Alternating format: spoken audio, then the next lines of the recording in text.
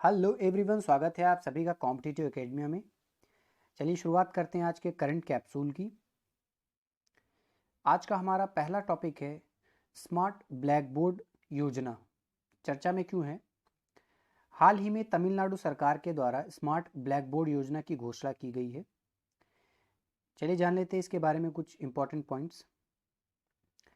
इस योजना में जो तमिलनाडु राज्य के लगभग 80,000 सरकारी स्कूल हैं, वहाँ पर ऑडियो एवं विजुअल सामग्री है, उसका उपयोग करके जो डिजिटल कक्षाएं संचालित की जा रही हैं उनके साथ इंटीग्रेट करना है।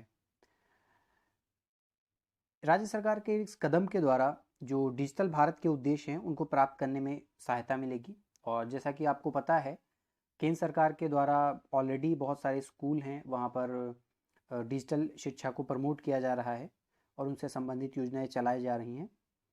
तो ऐसे ही अलग अलग राज्यों ने अपनी अपनी और भी योजनाएं संचालित की हैं इस चीज़ को सपोर्ट करने के लिए। तो इसी क्रम में ये तमिलनाडु की स्मार्ट ब्लैक बोर्ड योजना है।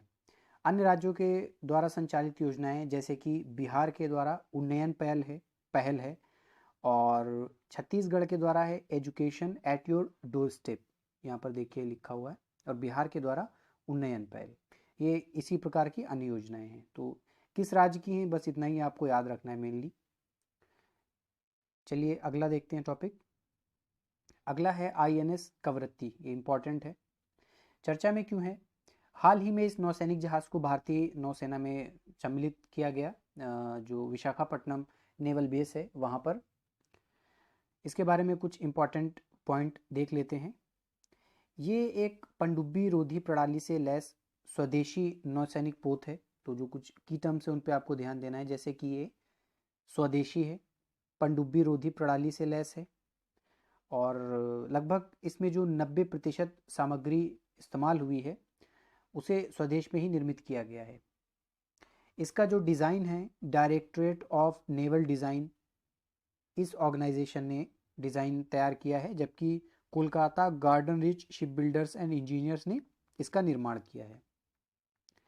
इसका नाम इससे पहले भी एक कवरत्ती नाम का ही जहाज़ था नौसेना का, उसके नाम पर किया गया है, उसी के नाम पर इसका नाम रखा गया है, जो कि 1971 में जो बांग्लादेश को आज़ाद कराने में भारत ने जो सपोर्ट किया था उसमें इस कवरत्ती जहाज़ का इस्तेमाल किया गया था।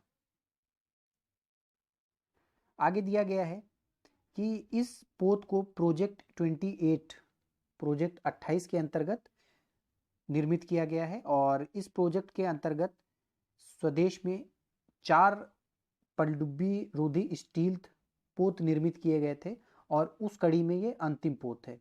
3 जो अन्य हैं वो हैं आईएनएस कोमोर्ता, दूसरा था आईएनएस कदवत और तीसरा था आईएनएस किल्टन या किल्तान। अगला देखते हैं ई धरती ऐप तथा ई धरती जियो पोर्टल। ये चर्चा में क्यों है?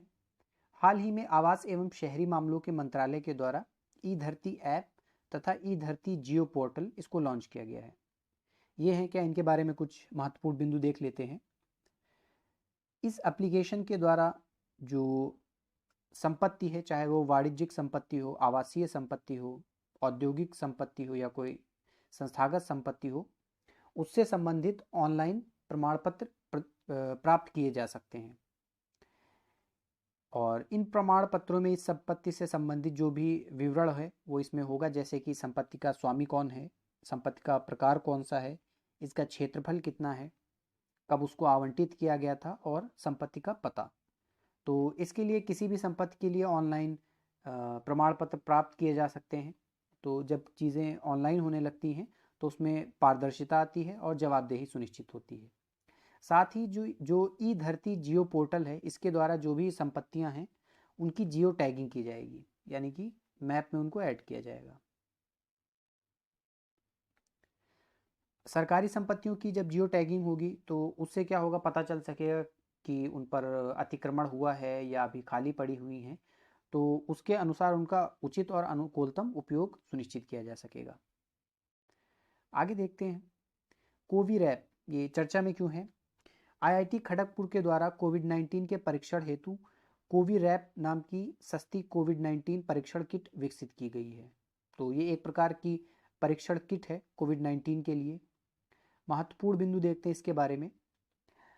आईसीएमआर के द्वारा इसको मंजूरी दे दी गई है और इसकी विशेषता ये है कि ये पोर्टेबल है, बहुत सस्ती है और लगभग 1 घंटे के भीतर ही ये परीक्षण अपना जो रिजल्ट है वो दे देती है और एक्यूरेट होता है। इस परीक्षण का इतना महत्व क्यों है? एक तो ये पोर्टेबल है और इसको इस्तेमाल करने के लिए कोई विशेषज्ञता नहीं चाहिए। कोई भी ऑपरेटर जो है इसे ऑपरेट कर सकता है, बहुत ज़्यादा इंफ्रा की ज़रूरत नहीं होगी, प्रयोगशाला नहीं चाहिए, साथ ही साथ सस्ती भी है और बहुत जल्दी रिजल्ट दे देती है। तो इससे पहले जो RT-PCR मशीनों के द्वारा कोविड-19 का टेस्ट किया जा रहा है तो उसके लिए एक ये विकल्प है। इन मशीनों में जो रिजल्ट आता है वो तो एक्यूरेट आता है लेकिन बहुत महंगा पड़ता है, टाइम टेकिंग भी है। अगला देखते हैं उपभोक्ता मूल्य सूचकांक।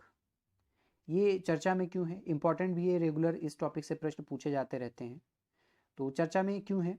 हाल ही में श्रम एवं रोजगार राज्य मंत्री संतोष कुमार गंगवार ने वर्ष 2016 के आधार पर औद्योगिक श्रमिकों के लिए उपभोक्ता मूल्य सूचकांक की नई श्रृंखला जारी की है।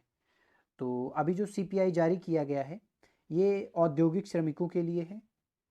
ये इसमें जो आधार वर्ष है उसको चेंज कर दिया गया है। पहले जो 2001 था इसको परिवर्तित करके 2016 कर दिया गया है, इसलिए चर्चा में है और इम्पोर्टेंट है।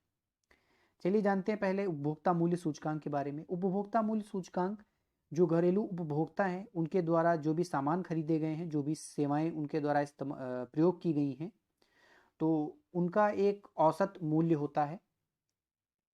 उपभोक्ता मूल्य सूचकांक की गणना वस्तुएं एवं सेवाओं के एक मानक समूह के औसत मूल्य की गणना करके की जाती है।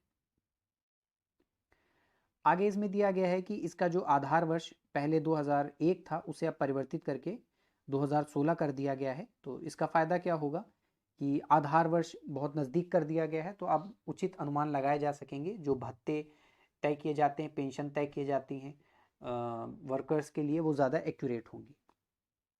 और इसमें यह भी कहा गया है कि आगे से हर पाँच साल में इसका जो आधार वर्ष है उसको परिवर्तित किया जाएगा, उसको अपडेट किया जाएगा। अभी लगभग 16 साल के बाद 15 साल के बाद किया गया है, लेकिन आगे से 5 साल में अपडेट होगा। और जो ये नई श्रृंखला जारी की गई है इसमें बहुत सारे और भी सुधार किए गए हैं। जैसे कि पहले ये केवल 78 केंद्रों पर इनमें आंकड़े एकत्रित किए जाते थे, अब उन्हें बढ़ाकर 88 कर दिया गया है। जो चयनित बाजार हैं उनकी संख्या में भी वृद्धि की गई है, जिनको ऑब्जर्व किया जाएगा, जहां से आंकड़े एकत्रित किए जाते हैं। साथ ही साथ पहले 25 राज्यों से आंकड़े एकत्रित किए जाते थे, अब इसके अंतर्गत 28 कर दिया गया है। राज्य और केंद्र शासित प्रदेश मिलाकर के 28 कर दिए गए हैं। खाद्य समूह के भार में कमी की गई है। जो खाद्य पदार्थ, जो भी खाद्य सामग्री इस्तेमाल की जाती थी, तो उनका जो वेटेज है उनको कम किया गया है।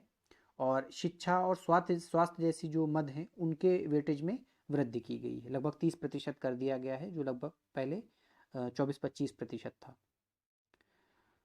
अंकगणितीय माध्य आधारित कार्यप्रणाली के स्थान पर अंकगणितीय माध्य का प्रयोग अब किया जाएगा।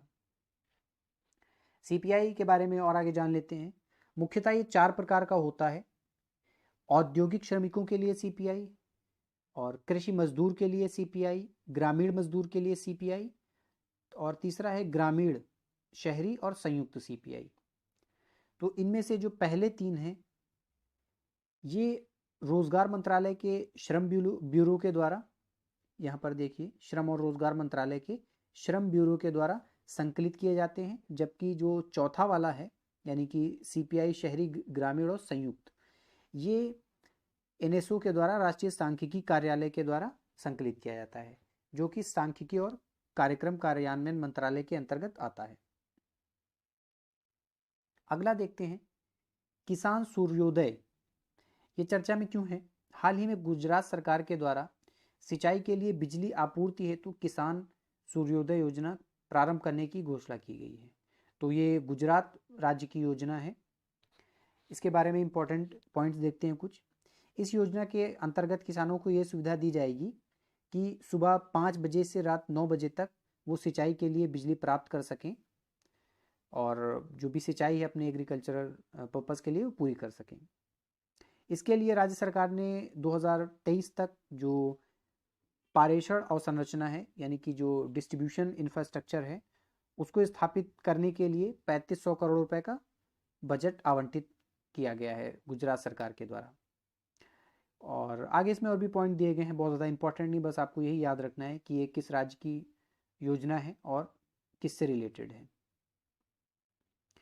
अगला एक और छोटा सा टॉपिक है लाइफ इन मिनिएचर, इंपॉर्टेंट है, याद रखिएगा। चर्चा में क्यों है? हाल ही में केंद्रीय संस्कृति एवं पर्यटन मंत्रालय के द्वारा लाइफ इन मिनिएचर नामक कार्यक्रम प्रारंभ किया गया है। तो संस्कृति एवं पर्यटन मंत्रालय का ये कार्यक्रम है, किससे रिलेटेड है आगे देखते हैं। यह परियोजना राष्ट्रीय संग्रहालय नई दिल्ली और गूगल आर्ट्स एंड कल्चर की संयुक्त परियोजना है। राष्ट्रीय संग्रहालय नई Delhi, Google Arts and Culture, इन दो लोगों की संयुक्त परियोजना है। इसमें किया क्या जाएगा कि राष्ट्रीय संग्रहालय नई दिल्ली के जो भी लघुचित्र हैं उन्हें अब गूगल आर्ट्स एंड कल्चर के माध्यम से विश्व में कहीं भी देखा जा सकता है ऑनलाइन। तो बेसिकली जो डिजिटल भारत है उसी की दिशा में ये केंद्रीय संस्कृति एवं पर्यटन मंत्रालय का एक महत्वपूर्ण कदम है। आगे नोकिया ये चर्चा में क्यों है ये भी देखते हैं। नासा ने चंद्रमा पर सेल्यूलर नेटवर्क लगाने के लिए नोकिया को साझेदार के रूप में चुना है। तो बेसिकली यही बस आपको इतना ही याद रखना है कि नासा जो चंद्रमा पर सेल्यूलर नेटवर्क लगा रहा है उसके लिए किसको पार्टनर के रूप में चुना है, तो नोकिया को चुना है और LTE 4G नेटवर्क वहाँ पर लगाया जाएगा। इसके लिए जो ग्राउंड ब्रेकिंग संचार नेटवर्क है वो चंद्र लैंडर के द्वारा चंद्रमा की सतह पर भेजा जाएगा। तो आज के डिस्कशन में इतना ही था। अगर आपका कोई सुझाव है तो कमेंट बॉक्स में ज़रूर बताइए और वीडियो को लाइक करिए, चैनल को सब्सक्राइब करिए। चलिए मिलते हैं कल नए टॉपिक के साथ।